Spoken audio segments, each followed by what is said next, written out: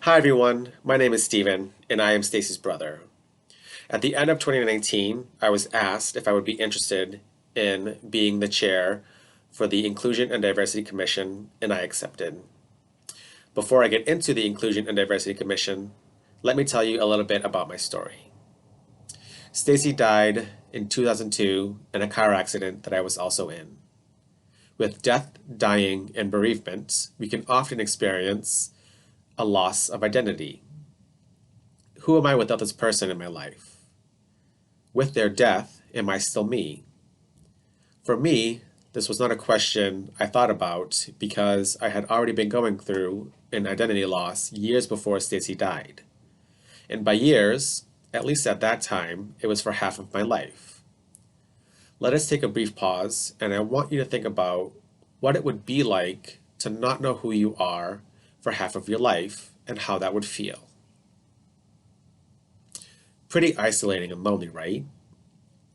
And depending on your grief story, or maybe within another identity within yourself, you might be able to connect with and understand this, and maybe not.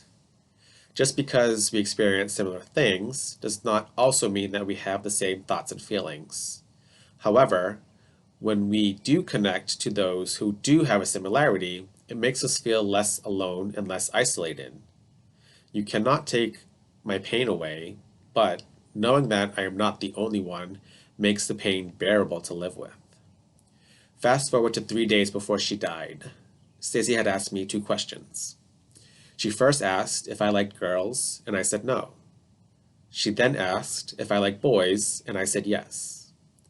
That was the end of the conversation, and we did not speak about it for the entire weekend. We just hung out and had slipping time when she wasn't teaching her private cheerleading camp. Stacy and I had more of a nonverbal connection in that we did a lot of the same sports. We shared in cheerleading, gymnastics, and dance, and also had that special bond between siblings where she was my slightly older, bigger sister. For those who know me, I can be phenomenal with words, especially when I write them down. So, I am reading what I have written, and I've also timed it out. It is just over 5 minutes, and I know that when videos go over the 3 minute mark, people's attentions start to wander. If that happens, just bring your attention back. We're just about halfway there. Being a part of the lesbian, gay, bisexual, transgender, and queer plus community is often an identity that I include in my story because I know what it feels like for that part of me to be dismissed as something that is not important. Just as I have experienced being dismissed being a bereaved sibling. And if you don't know who Jordan Ferber is, you should ask him. How's your mother? How many of you have experienced being told to get over it, or even asked, why aren't you over it already? It has been 2 months. It has been 10 years. Are you someone who had a miscarriage and are being told, at least you weren't further along, or it wasn't a real baby, or it just wasn't meant to be? Or maybe the opposite, and that the person lived a long life, and you're being told, at least they lived till 90, or they tell you to look on the bright side of things. Maybe you're a younger person, and people say, you are too young to understand. Well, let me tell you something. Grief does not care how old you are. Pain is pain, whether you are 2 or 100, and that goes for both physical and emotional pain. TCF exists so we can connect with those who get it. TCF exists so we can connect with those who have been in our shoes, or at least can connect with us emotionally, right? Someone else's grief is not my grief, but we all experience the vast range of emotions that go from all of the emotions to maybe just feeling numb, or maybe even confused, and you just don't know how to feel. TCF exists to be inclusive and diverse, not only because of the color of our skin, but because of the diversity even within our deaths.